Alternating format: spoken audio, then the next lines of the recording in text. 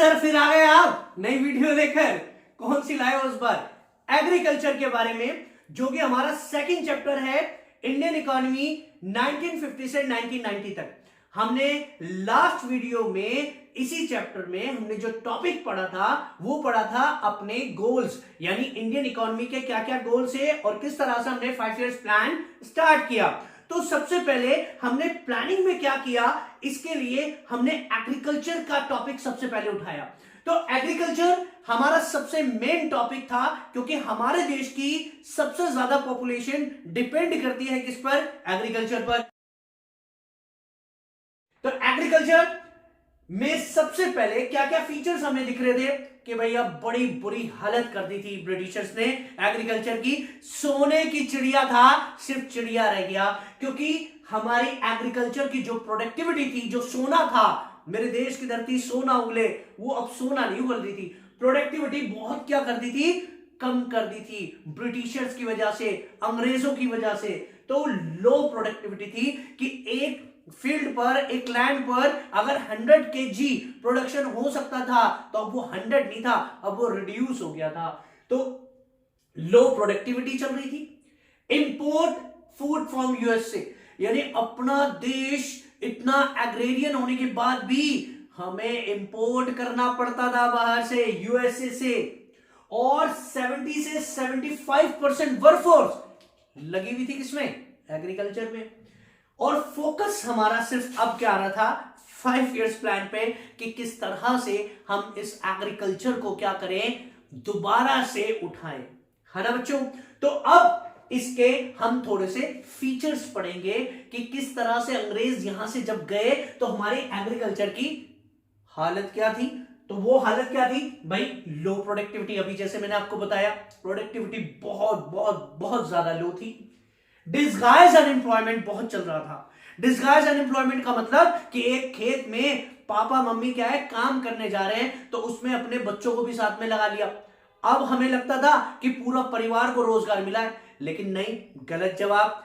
Actual में काम उस खेत में, उस फील्ड पर 2 बंदों का था, और कर कितने रहे? पूरा परिवार, 4-5 बंदे मिलकर कर रहे हैं। तो हमें यह लगा कि सबके पास रोजगार है, बट वी वर रॉन्ग, हम गलत थे, क्योंकि वहां काम 2 पर्सन का था और कर 5 रहे थे। तो 3 अनएम्प्लॉयड माने गए। और वो कौन सी अनएम्प्लॉयमेंट होती है? Disguise unemployment. Next, high dependency on rainfall.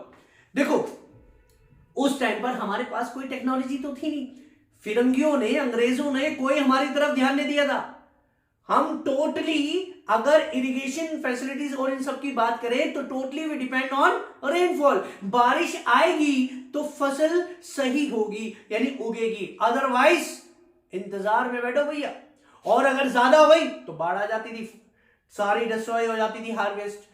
यानी हमें भगवान से विनती करनी पड़ती थी कि जितनी जरूरत है भगवान उतनी बारिश देना। लास्ट वीडियो में बताया था, हम गाना गाते थे, काले मेघा पानी तो बरसाओ, ये मूवी में आपने सुना ही है ना। तो टोटली डिपेंड ऑन रेनफॉल। और क्या था? Subsidence farming.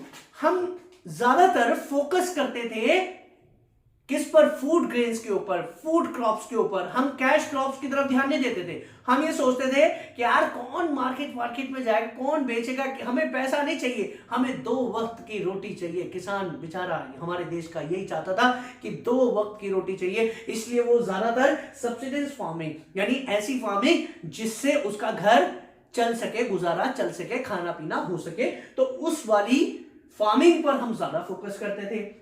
और टेक्नोलॉजी अभी बताया, आउटडेटेड टेक्नोलॉजी, यानी पुराने तरीके काम करने के, सारी तकनीक पुरानी। और स्मॉल लैंड होल्डिंग्स, हमारी होल्डिंग्स, क्योंकि अंग्रेजों की देन थी भाई। एक फील्ड, एक खेत, जैसे मान लो कि 10 एकड़ है तो 2 एकड़ एक जगह है मेरी, 3 एकड़ एक जगह है, 2 एकड़ एक जगह। इस तरह से क्या है, स्मॉल होल्डिंग्स में मेरे खेत क्या थे? बटे हुए थे। अब एक बात बताओ, एक पर्सन अगर एक ही जगह पर मेहनत करे तो सारा फोकस उसका उधर ही होगा ना, और प्रोडक्टिविटी क्या होगी? ज्यादा होगी। लेकिन अगर एक ही बंदे को कहा जाए तू 4 जगह जा काम कर, तो उसकी प्रोडक्टिविटी क्या हो जाएगी? कम हो जाएगी, है ना। इसलिए स्मॉल होल्डिंग्स, बड़ा दुख बहुत दुख दिया है इन्होंने। दुख का खत्म नहीं होता बे। Conflict between tenant and landlords, जो जमीनों का मालिक और जो उस पर काम करता था उसमें हमेशा विवाद रहता था। किसान कहते थे बाबूजी इस बार पूरे साल हमने मेहनत की है, अब तो थोड़ा सा हमें कुछ तो दे दो, सारा तो आप रख लेते हो। और मालिक क्या कहता था, नहीं भाई नहीं, पूरे साल काम किया है, ये पैसा हमारा है और इसमें से ये ले इतना तू। अब उसमें उनका बेचारों का पूरे साल गुजारा ही नहीं चलता था किसानों का। तो इस तरह से हमें एक्सप्लॉइट किया गया था, उसका इफेक्ट बाद तक था, आजादी के बाद तक। जो हम पढ़ रहे हैं फीचर्स, यानी गए जरूर, ब्रिटिशर्स गए जरूर, लेकिन ये सारी चीजें छोड़कर गए। अब इसके लिए हमने क्या किया, इसके लिए हमने 5 years प्लान स्टार्ट किया। आपने लास्ट वीडियो में पढ़ा था, सुना था कि लास्ट वीडियो में मैंने आपको बताया था कि हमारे 5 years प्लान स्टार्ट किया गया, ठीक है। और 1 अप्रैल 1951 पे हमने एग्रीकल्चर की तरफ ध्यान दिया और उसके अंदर हमने क्या प्लान किया 5 साल में। तो हमारी 2 पॉलिसी थी, 2 पॉलिसी की तरफ हमने ध्यान दिया। एक ध्यान दिया लैंड रिफॉर्म्स, यानी लैंड से रिलेटेड सुधार करना, और दूसरा ग्रीन रिवोल्यूशन। तो दोनों पॉइंट को मैंने आज समझाया हुआ, लेकिन सबसे पहले मैं आपको बताऊंगा लैंड रिफॉर्म्स के बारे में।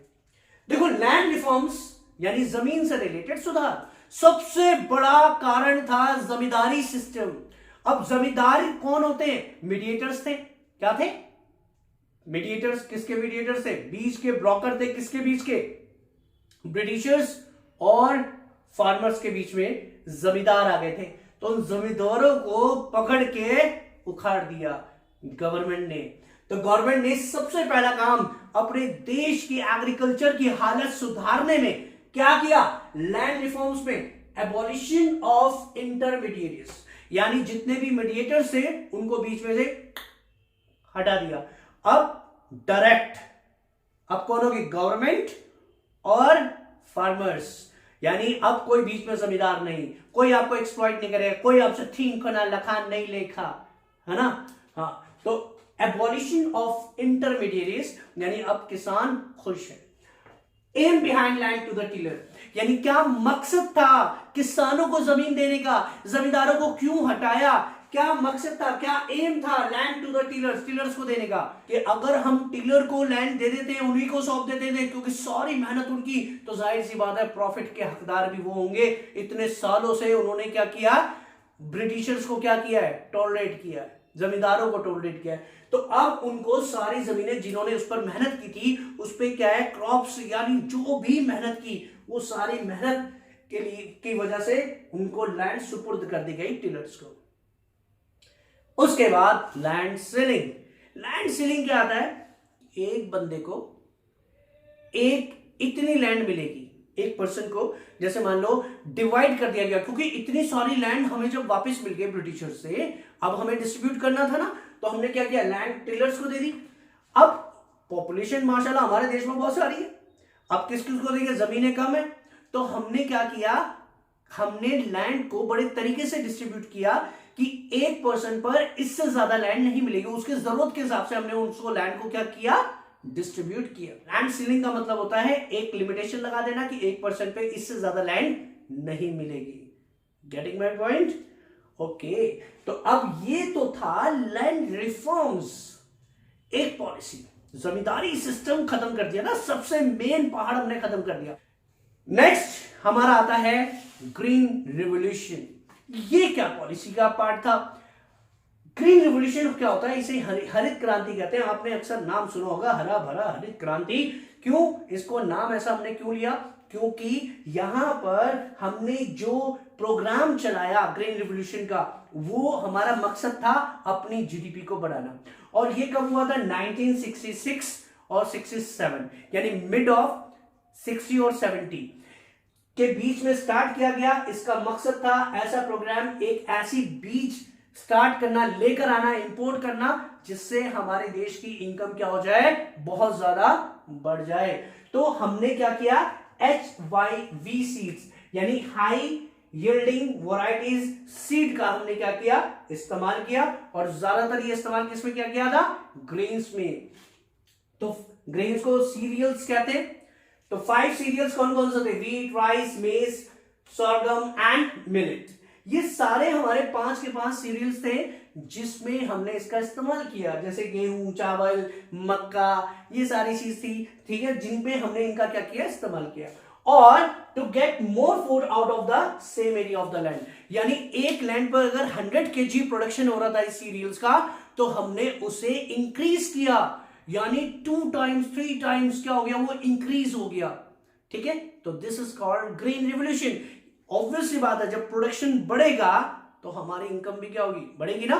तो अब इसके फायदे सुनो भाई, ग्रीन रिवोल्यूशन के फायदे तो होंगे। तो फायदे क्या थे, सबसे पहले advantage of the green revolution. Advantage क्या थी, इनकम आपकी 2 से लेकर 4 टाइम्स तक बढ़ गई थी। प्रोडक्शन बढ़ेगा तो इनकम भी क्या होगी, 2 से 4 टाइम्स क्या हो गई, बढ़ गई। फार्मर्स की इनकम इंक्रीज होगी, जब प्रोडक्शन लैंड का बढ़ेगा तो फार्मर्स की इनकम बढ़ेगी। प्रोडक्शन बढ़ गया तो बफर स्टॉक यानी बहुत ज्यादा स्टॉक हो गया था हमारे पास फूड ग्रेन्स का। Local infrastructure has been upgraded. जाहिर सी बात है, जब प्रोडक्शन इतना सारा होगा तो फैसिलिटी तो चाहिए ना, रोड चाहिए भाई, ट्रांसपोर्टेशन चाहिए, तो वो अपग्रेड करना पड़ा, मजबूरी हो गई हमारी भाई। उसके बाद एम्प्लॉयमेंट हैज बीन क्रिएटेड। जब प्रोडक्शन ज्यादा होता है तो एम्प्लॉयमेंट खुद जनरेट होने लगता है, क्योंकि काम एक बंदे से होने के लिए नहीं, अब जहां एक की जरूरत थी वहां पर अब 2 चाहिए, ठीक है। जहां पर एक बंदा काम कर रहा था अब वहां 2 की जरूरत पड़ेगी, क्योंकि प्रोडक्शन पहले के मुकाबले इंक्रीज हो गया, ट्रांसपोर्टेशन बढ़ेगा तो भी इंक्रीज होगा। तो ये सारी चीजें थी एडवांटेज में। अब डिसएडवांटेज क्या है, डिसएडवांटेज क्या है कि जो हमारे जो फार्मर्स थे वो क्या है कि कुछ ऐसे फार्मर्स थे जो हमारे सीड्स को अफोर्ड नहीं कर सकते थे, क्योंकि ये सीड्स बाहर से इंपोर्ट होते थे और ये महंगे पड़ते थे। तो वो सीड्स क्या होते थे, महंगे पड़ते थे, इनपुट्स क्या अफोर्ड नहीं कर पाते थे, मशीन अफोर्ड नहीं कर पाते थे। तो ये डिसएडवांटेज थी, क्योंकि ग्रीन रिवोल्यूशन हर कोई फार्मर्स की बस की बात नहीं थी। यानी ग्रीन इस प्रोग्राम को हाई वैरायटी जो सीड्स हैं, हाई यील्डिंग वैरायटी सीड्स जो थे, वो हर फार्मर की बस की बात नहीं थी, क्योंकि ये बीज बहुत महंगे होते थे और मशीनों की ज्यादा जरूरत पड़ती थी, ठीक है ना। तो ये हर एक फार्मर तक नहीं पहुंचा सीड। और जितने भी कर्जदार फार्मर्स थे वो धीरे धीरे अपनी लैंड को खोने लगे थे, ठीक है ना, जो भी थे, क्योंकि कर्जे में बहुत ज्यादा थे, कर्जे में ज्यादा आ गए तो वो धीरे धीरे अपनी लैंड को क्या है, खोने लगे थे, लॉस्ट करने लगे थे, ठीक है। और कहां, शहरों की तरफ काम की तलाश में निकल पड़े। और नेक्स्ट इसकी एक और डिसएडवांटेज क्या थी कि यहां पर जो पेस्ट है, यानी ये ग्रीन रिवोल्यूशन एक ऐसा था कि इसको हम जो कीड़े और कीटनाशक होता है उसको हम नहीं रोक पा रहे थे, यानी we were not able to protect our harvest. हम अपनी क्रॉप्स को क्या है, इनसे प्रोटेक्ट नहीं कर पा रहे थे, ठीक है। एनवायरमेंट कंटेमिनेशन, इरोजन, यानी हमारा जो एनवायरमेंट था वो दूषित होता जा रहा था, क्योंकि इसके अंदर बहुत ज्यादा केमिकल, इस सीड्स के अंदर बहुत ज्यादा केमिकल का इस्तेमाल किया जाता था। तो हम अपने एनवायरमेंट को दूषित होने से भी नहीं रोक पा रहे थे। धीरे धीरे लोग क्या है, कटाई, जैसे वन जो फॉरेस्ट होता है उसकी कटिंग होती है, तो उसको भी नहीं हम रोक पा रहे थे। Oriented to export cash crops, oriented to export cash crops, हम कैश क्रॉप्स को क्या कर रहे थे, एक्सपोर्ट कर रहे थे, लेकिन अपने डोमेस्टिक फूड के लिए कुछ नहीं कर पा रहे थे। हम जो कर रहे थे बाहर वालों के लिए कर रहे थे, ठीक है। यानी ज्यादातर जब प्रोडक्शन ज्यादा आता है, हर किसी को क्या चाहिए, पैसा चाहिए, और वो हम क्या कर रहे थे, एक्सपोर्ट कर रहे थे। अब यहां तक हमारी ये एडवांटेज और डिसएडवांटेज थी। इसमें एक छोटा सा टॉपिक मैंने साइड में लिखा हुआ है कि ग्रीन रिवोल्यूशन को 2 फेजेस में चलाया गया।